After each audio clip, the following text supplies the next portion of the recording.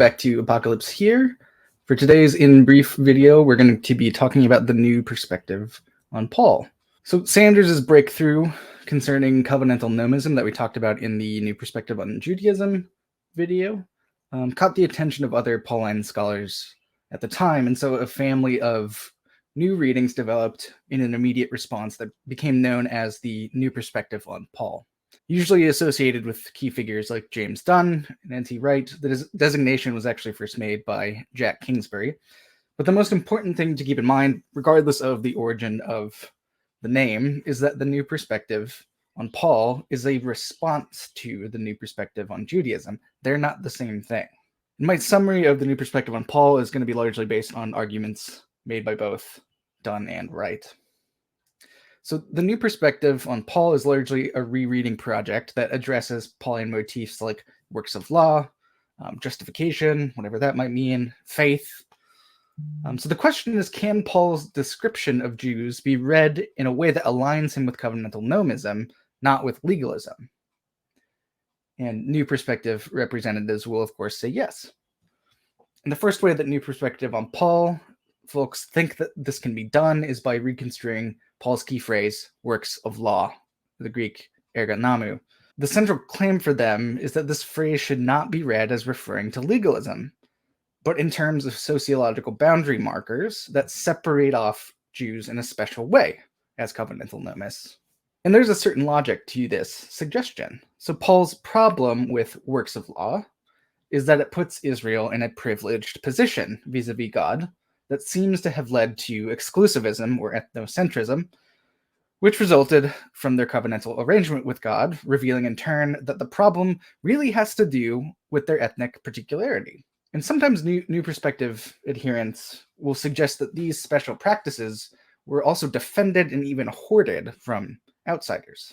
So works of law, including things like Sabbath, rest, circumcision of male infants, special dietary practices, all that sort of stuff. Works of law function precisely as boundary markers against surrounding pagans, marking out their special ethnic identity as God's people. So there are really two issues identified by the new perspective on Paul. One, Jews sometimes hoarded their practices and refused to share them with surrounding pagan nations. And two, there was just something too particular and narrow about this entire construction of God's people, denoted by works of law. In fact, it turns out that there is something wrong, really, with ethnicity per se. Boundary markers just needed to go, so that everyone beyond every ethnicity could be part of God's people. Okay, so what to make of this? Does the new perspective on Paul address Sanders' challenge in a satisfactory way, to introduce covenantal nomism in a way that addresses where Paul would seem to be speaking about Jews and their practices legalistically? I don't think so. I think there are two interrelated problems, one to do with exegesis and the other an argumentative problem. So what is the exegetical problem? The suggested modification of ergonomou, works of law, to refer to ethnic boundary markers just isn't what the phrase means. Paul just doesn't say that it does. When the phrase is spelled out, it is legalistic, whereby a person achieves salvation by doing the law. It is not the hearers of the law, but the doers that will be made righteous and move through unscathed on the day of judgment. This is unavoidably denoting a kind of legalism, the very caricature of Jews that Sanders objected to. So the data itself shows that when it comes to exegesis, the new perspective on Paul doesn't really have a leg to stand on. The phrase works of law resists any redefinition away from legalism. So you can't just modify what works of law means and try to solve the problem that way, because the actual text itself is going to push back. Argumentative problem. Beyond the exegetical issue, the new perspective also struggles with argumentative coherence. Any rereading of works of law needs to function within a smooth, overarching argument in relation to soteriological concepts like justification, faith. So you get in Galatians 2:16, is not justified by works of the law, but by faith in or the faith of Christ, end quote. These are all connected together by Paul argumentatively. That's without question, although their configuration is, of course, up for debate. But here's the problem. If works of law refers to Jewish boundary markers, and further, a problem with Jews hoarding their practices, what would the obvious solution to this be? To share them, to share those practices with other people. But Paul never says anything like this. He never says, not by works of law, but by sharing your treasured practices with the pagan nations or something like that. He just doesn't say it.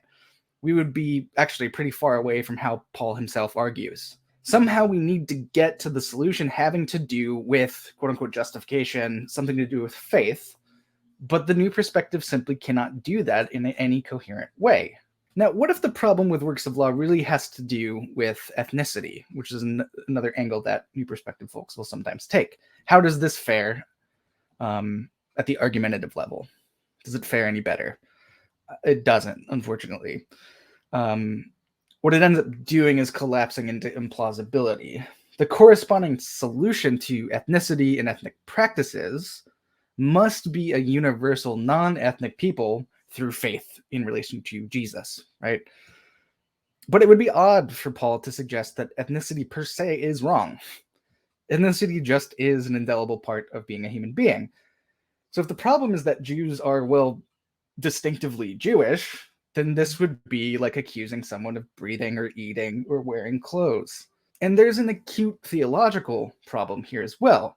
The ethnicity of Jews is a sacred ethnicity that has been established by God's direct intervention and ongoing revelation.